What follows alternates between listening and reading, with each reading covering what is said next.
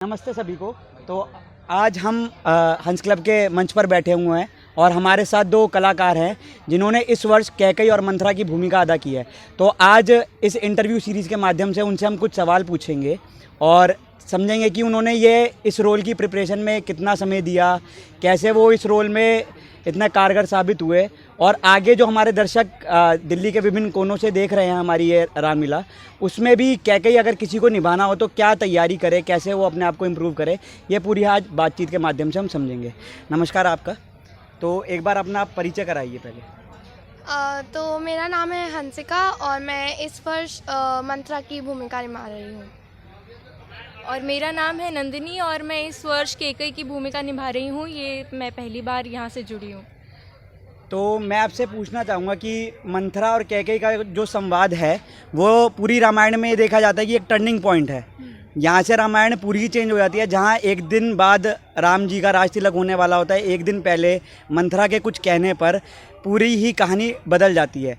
तो इसलिए ये भी देखा जाता है कि एक सोसाइटी में एक ये बात की गई है कि मंथरा नाम नहीं रखना चाहिए, कैकई नाम नहीं रखना चाहिए।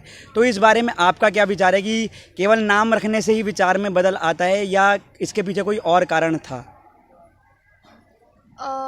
इसके पीछे एक तो ये कारण हो सकता है क्योंकि जो मंथरा थी उसका दिमाग बहुत शातिर था और वो बहुत शातिर थी, तो इसलिए उसने कैकई को भड़काया, फुसलाया ताकि वो बात माने उसकी। तो हो सकता है इसी वजह से मंथरा नाम ना रखा जाता हो, ताकि मतलब उस बंदे में वो क्वालिटीज़ ना आए जो मंथरा में थी। एक सवाल मेरा और है कि जैसे ही मंथरा का कैरेक्टर जो है काफ़ी सीनियर है, दासी थी कैकई की, काफ़ी सीनियर एक कैरेक्टर था, तो आप अभी स्टूडेंट हैं और पूरा आपने पहली बार रोल किया, फिर भी आप अच्छे से इस रोल को निभा पाई। तो तैयारी के दौरान किन कठिनाइयों का आपको सामना करना पड़ा, किन प्रॉब्लम्स को आपने एज अ चैलेंज के रूप में लिया और उसको फिर एक गोल बनाकर उसको अचीव किया, ऐसी क्या परेशानियाँ थी? देखिए, सबसे बड़ा चैलेंज मेरे लिए ये था कि इतनी देर तक एक तो झुके रहना, ये सबसे बड़ा चैलेंज था। एंड मैंने मतलब लाइक घर पे बहुत प्रैक्टिस की उसे लेकर, तब जाकर यहाँ पे मैं वो कर पाई, वरना मुझसे ये नहीं हो पाता क्योंकि बहुत मतलब लाइक कमर दुखती है जब आप ऐसे नीचे बहुत देर तक रहते हो। तो वो मेरे लिए सबसे बड़ा चैलेंज था। एक और चैलेंज था कि मंथरा जो थी वो मतलब बूढ़ी थी, तो उसकी तरह एकदम चलना, एकदम उसकी तरह ही बोलना, तो वो भी एक चैलेंज था। पर यहाँ हंस क्लब के जितने भी सीनियर कलाकार हैं उन्होंने बहुत हेल्प की, जिसकी वजह से मैं कर पाई ये रोल। ठीक है। तो अब हम नंदिनी जी से बात करेंगे और समझेंगे कि कैकई का पूरा दृश्य उनको कैसे उन्होंने अपने मन में आत्मसात किया। तो नंदिनी जी, कैकई की आप पहली बार भूमिका में आई हैं इस मंच के ऊपर। आपका कोई पहले से कोई थिएटर का एक्सपीरियंस ऐसा कुछ, या स्टेज का कोई एक्सपीरियंस, या कहीं आपने पहले कोई प्ले किया हो तो उसका एक्सपीरियंस आपको हेल्प किया, या आप भी एक न्यू कमर थे और आपने सारी चीज़ जैसे हंसिका जी ने बताई वही सारी प्रैक्टिस करके आप स्टेज पर चढ़ी?